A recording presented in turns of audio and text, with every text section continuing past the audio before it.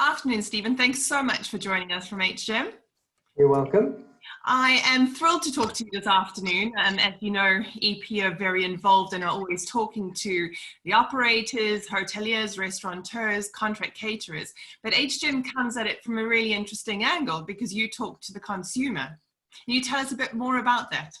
Yeah, so we have, I suppose, a couple of different audiences. So we have our clients that our purpose with our clients is to help them, particularly in this stage now, to build sales. And you know that's never been more important, has it, to kind of come out of this this current phase. But we do that really by connecting them with their guests. So do that in a number of different ways. We do that through hosting feedback sites where we can collect opinions and subjective feedback from guests. We listen into all the review sites, so we're picking up what people are leaving publicly, but we're also working with them to audit what the teams are doing and to make sure that they're doing what's expected from a business perspective. So you've got the objective feedback and you've also got the subjective feedback, and we look to kind of put that together to give an overall picture of the guest experience that you can then use to draw actions and results from. Oh, fantastic. I suppose now the guest experience has never been more important as everyone is sort of fighting for business or trying to do what is right. And with hospitality all being about how we make our guests feel, like you say, it's never been more important to know what it is that they're saying. So what kind of feedback are you getting out there? So the interesting thing is that it's changing every few weeks. It's moving on, but there are some certain themes that you see running throughout it. So fear is there, more in some age groups than some others, as you perhaps expect. Some of the older groups there's fear, but we've picked up quite a lot of fear among the very young as well. Those people that are perhaps Gen Z, much more so than millennials, who've perhaps been around a little bit longer. So there is a little bit of fear there, and there's a lot of kind of tracking what's going on. But what we're seeing is that people, whilst they might be fearful of coming out, it doesn't take a lot to tease them out. So we did some research a few weeks ago where people were saying, well, I've kind of got used to not going out now, and I'm actually going to keep it that way. A lot of other people, I think about 25% said, I don't feel safe, I'm not going out. And another 20-odd% said that they would think about it. But then when we asked them in the same survey, are you going to be making use of the Eat Out to Help Out scheme? And it was, I think, 87% said, yeah, either definitely or probably. So it doesn't take much to tease them out, and it's about giving them a reason to do that. Of course, that scheme has launched very recently, and we're starting to see a lot of increased footfall now. And other research that we've done has indicated that people are now starting to believe that this is how it's going to be for the next whatever it is, 6 months to a year or so on. Time to get used to it. Let's get settled into our new patterns. Yes, there might be bumps along the road, and yes, there might be local lockdowns, but let's make the most of it. We're starting to see a little bit of confidence, despite some of the headlines that we're seeing, confidence about going back out. We're starting to see venues filling up, particularly in those parts that are away from the peak times, so that the sort of, see the Monday to Wednesday periods, but also out of the peak evening times. And I think that's really encouraging, because it allows the business to start, it allows the industry to start getting back on its feet and reconnecting with its customers. In terms of what people are looking for, I mentioned about the fear thing. It's balancing fear with experience, because nobody wants to feel like they're going into a place that's all clinical and hospitalized and so on, because that completely detracts from the experience. So it's about making sure that it still feels warm and welcoming and not too officious. But at the same time, we're seeing some people commenting where venues perhaps haven't tried hard enough. where there isn't enough evidence. They're generally in the minority, but we're seeing some where there isn't visible hand sanitizer, where there isn't visible social distancing. And a lot of it is about perception. It's about being seen to be doing the right things and about making people feel safe. And particularly inside, it seems to matter less outside.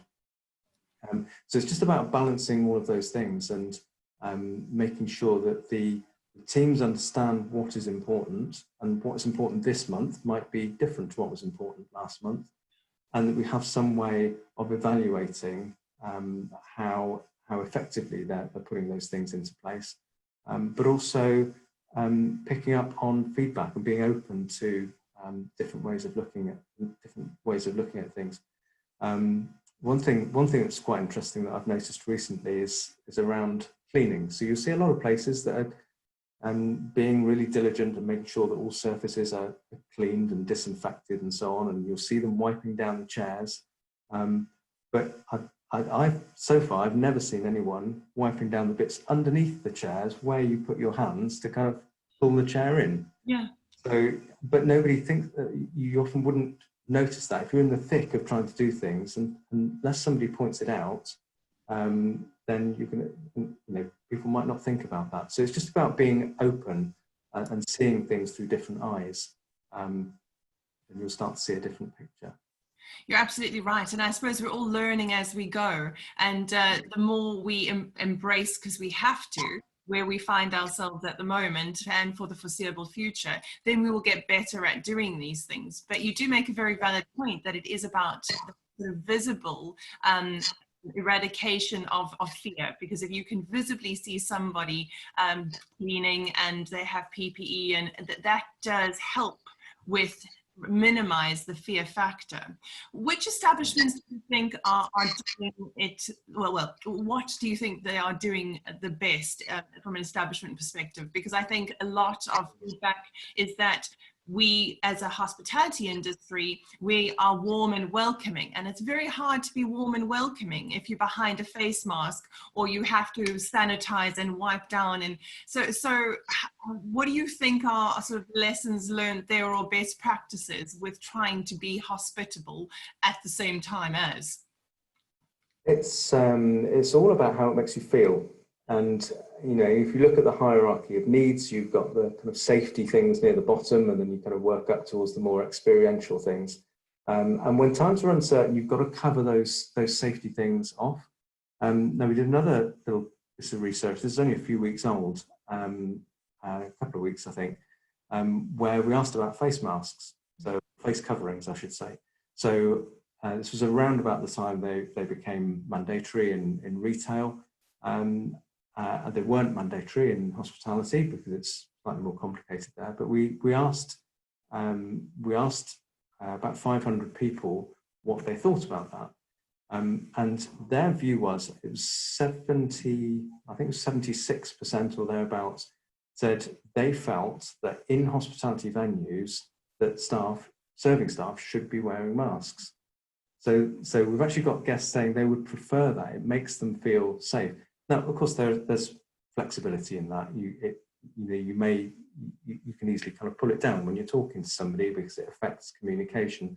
So it's about how that's done. What was also interesting was there was a majority, I think it was 57%, slightly lower, but a majority of people said they actually thought guests should be wearing face coverings as well in hospitality venues. Obviously not while eating. So it's just about being tuned into those things. If you feel safe, you can relax. If you're in a venue and it's a warm summer's evening in August, and all the windows are closed, you're going to start thinking, well, why are the windows closed? Why aren't they taking that seriously? Why aren't they letting breeze flow through? So it's all about just stepping back and thinking about how that person's feeling. And often you won't tell in quite the same way that you will do normally, because normally you can pick up through body language how somebody is feeling. It's quite experiential. What are they thinking about their experience? Is there something that they need? Can I do something to kind of add to that? Whereas now we've just got to balance that thing with safety. Once you've got that covered, everybody relaxes then, and you start enjoying yourself and start getting into the experience, and you kind of forget where you are. You forget that somebody's wearing a mask. So it'd be interesting to do some research and find out whether that makes a difference when it actually comes to income, because that's ultimately what matters. We need a dependable source of income coming through the system, and do certain things work more than others. We haven't quite tested that out yet, but it's a lot of it's trial and error, and we've got hospitality is one of those industries which has always been very experimental, has always been kind of trying things out, and it's a great opportunity now to test things and reflect on what works. And unfortunately, it looks like we have enough time ahead to be able to keep trial and erroring and testing these things out. And you're absolutely right. A lot of the operators are looking at the safety of their employees as well as the safety of the guests. And then how do they balance that? And that's a very, can be a very difficult balance. Because I know some are concerned about using sort of face visors, because that isn't as foolproof as masks. But as you say, as we keep going and we keep trying these things out, and I suppose also as technology develops and as new things come to market, we'll keep changing, and hopefully improving. Yeah. And I think that the other thing is that nobody has all the answers, and every hospitality venue is different. And often the best people to interpret that are the people that are there. So involve the teams, give them some sense of ownership, set some boundaries, of course, but involve them in identifying opportunities to do things differently, or reflecting on whether certain things work, and give them that opportunity to influence how things go forward. Because it is going to be a long haul. I don't think we're going to see quite the pace of change that we have for the last few months over the next few months, but it will continue to change quite rapidly. Just going back to some of the research that we did just before this call, I had a quick look at quite a big survey that we did in June. And I thought, I can't really use any of that because it's out of date now. Things have moved on. But certainly that thing around ownership, I think, that's good practice anyway, because then people feel that they have a stake in whatever it is that you're doing.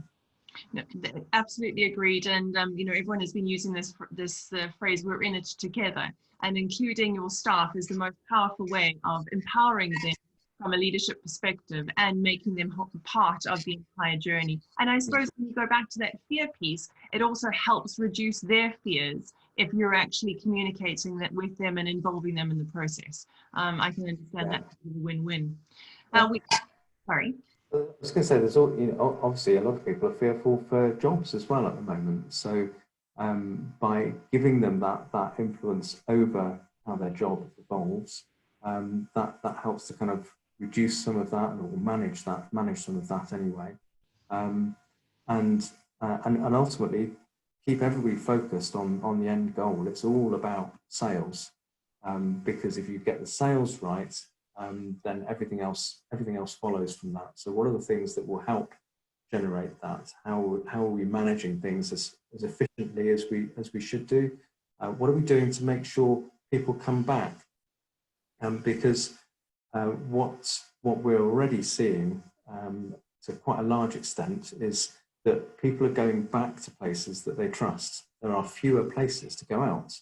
It used to be the case that people had lost a lot of that loyalty to brands. They were going to, they wanted new experiences. They wanted to do things that were different. So you'd never go back to the same place twice. Well, that's reduced quite considerably now. There are fewer places to go out in the first place.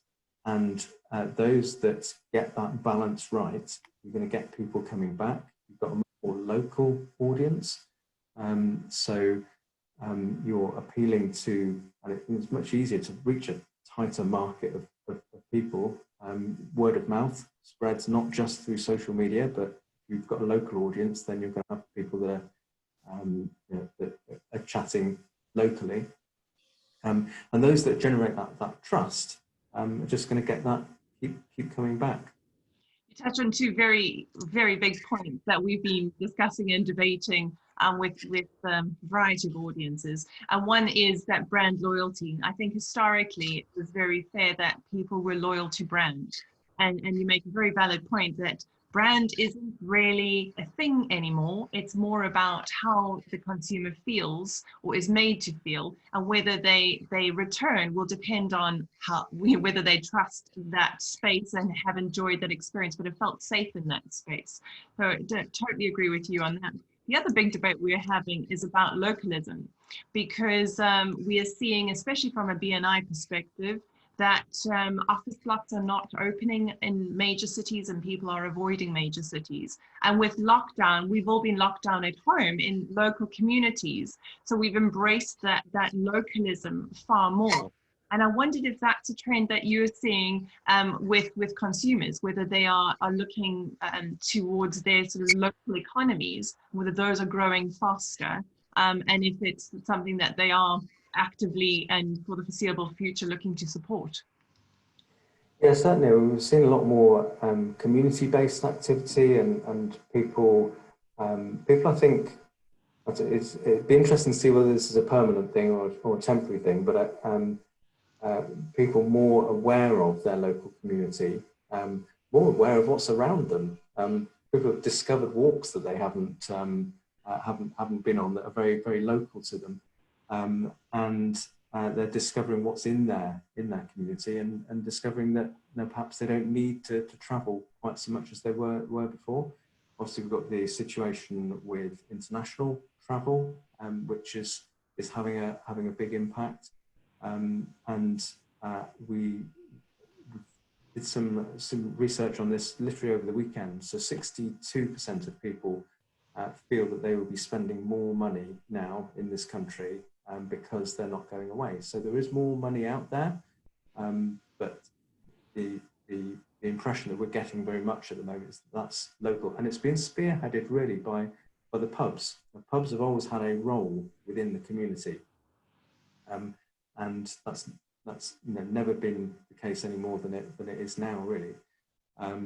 So they were almost kind of first out of the block. With just this month now in August, we're just starting to see restaurants follow behind. I think the Eat Out to Help Out is going to bring the restaurants on, and that will bring some of the brands on. But talking about brand, if you flip that around, localism can become part of your brand, and that sense of safety, sense of local community, that becomes part of your brand. And as marketers start to look at who they're marketing to, it's a case of kind of taking that into account and perhaps softening some of the other aspects that may have been prevalent before. But yeah, cater to a local or domestic audience, depends which way you put it. If you're in tourist areas, then you're not going to be seeing the Americans and the Chinese. You're going to be seeing people that come from Manchester or Birmingham or different places. Yeah, thanks to the staycation, absolutely. Yeah, and you're right. It is how those establishments, I think, embrace localism and start to tell the stories about the produce and the people and the culture and the history of their establishments as part of their, like I said, brand offer or their USP, or a way to attract an audience. Because I think even with staycations, there's a lot of competition out there for who can you attract and who can you get to come back. So businesses, I suppose, need to be thinking in a smarter way of how they go about doing all of these things, which not easy. Yeah, a lot of venues have done that thing where you kind of you trade on your history and your origins, and there's a story that comes along with that. But we're living through right now a period of considerable change, and this is history. We're living through this right now. So what is your current story? Because that's what's resonating with people at the moment is what's happening right now. And you know, that perhaps the historical story is taking slightly more of a backseat than what it was. So it's all about generating that right word of mouth, the things that you want people to be saying about you, and also capitalizing on the opportunities as well, because there are, if you know, particularly where we've got you're seeing people slightly more often, you can start to pick up on their individual needs a little bit more, particularly if they're returning to you more often. And where are there common sales opportunities? And the classic one is the second drinks. We shouldn't let anybody be sat there kind of waiting for a drink. That's an opportunity. It's an extra few pounds in the till. So let's be capitalising on those right the way through an experience, and not and particularly that is more so the case now that people can't go to the bar. You can't order at the bar, so you're kind of sat there waiting for a drink. You think, well, normally I'd just go to the bar. So then that might need more people to service. So make sure that really works. Make sure everybody's really tuned in to where those opportunities are, whether it's drinks or getting the timings right on the service on the service sections. So if you get the timings wrong, you might miss out on a whole dessert course, because people say, well, actually I've run out of time now, so I'm going to move on. So there's lots of those opportunities out there, and if you get people tuned into them, they'll start to recognize them, start to exploit them.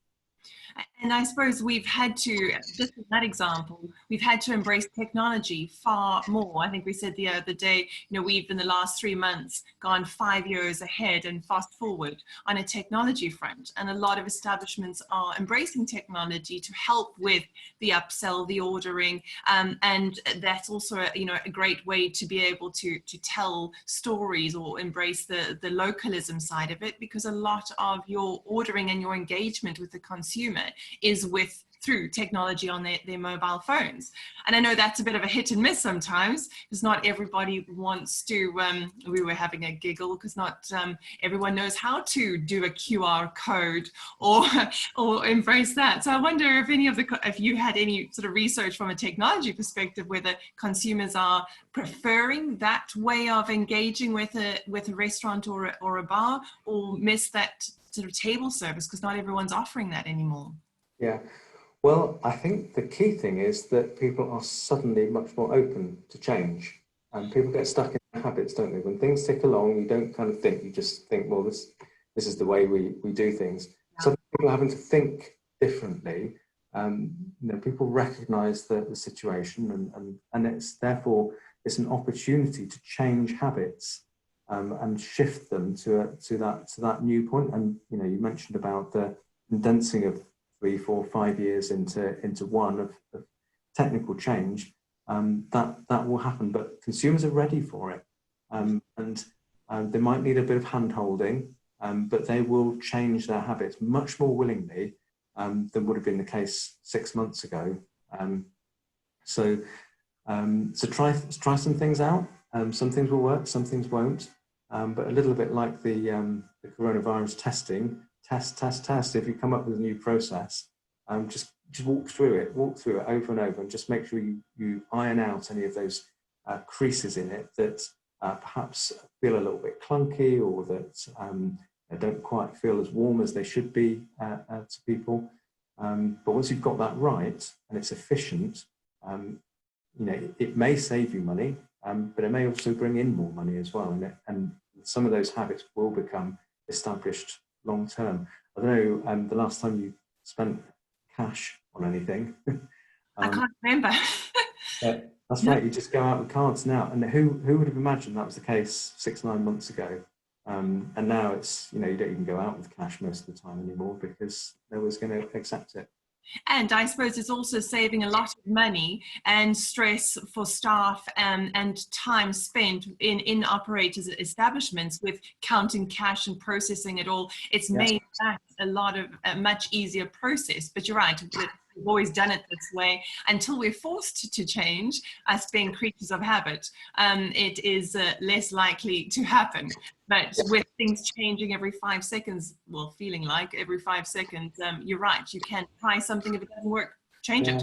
Yeah, but we're also finding it from a supplier perspective as well. So, you know, we've worked with a lot of clients for many, many years, and they will establish habits, and they'll say, well, this is how we like things. This is how we like things to be done. Yeah. And you know, you keep doing that because you know you want to keep the clients happy, and you want to make sure that it works in the way that it works for them. But you deep down, you know that there's maybe a better or more efficient way in which you can do it, and often one that you know is going to have benefits for the client. What we're seeing now is clients, you know, completely open to change and saying, well, let's look at this differently. Let's look at where the opportunities are. Can we do things in a different way? Can we use technology to do that instead of you know, using, you know, old-fashioned methods for doing that? So we're seeing it not just in consumers, but also in suppliers and inter-supplier relationships as well. I agree, and I suppose that's a very exciting thing. I appreciate it's all sort of death and destruction, but on the other side, it's a really exciting time of change that we have to embrace. We just don't have a choice but to embrace it. Yeah, and it's taken that long-term view, isn't it? And it's, you know, it is tough. If it's very difficult to see in front of the next few months, but if you can get the income settled down to a suitable enough level, accept that we're going to be in this period for a year or so, things are going to be permanent. Some things are going to be permanently different at the end of that year. But then we're going to be in a period of, you know, perhaps from a lower base, but quite rapid growth. And there are opportunities there, you know, as we start to come out of this. And it will have an end. It will, you know, there will be a point when it settles down. It's just not always easy to see that when you're in the thick of it. But yeah, it will come. Well, that is a brilliant way to end on a positive note, that there are opportunities. It will all come to an end, but look for those hidden revenues, and keep trying, keep testing new things, and keep adapting, because I think we will have to be doing that for the foreseeable future, and hopefully we carry on doing that afterwards, because that's you know, adaptation and is progress, and progress is good. Yeah, it is. Fabulous. Steven, thanks so much for joining me today. I'm so grateful. It's lovely to see you. Okay, thank you very much. See you soon. Bye.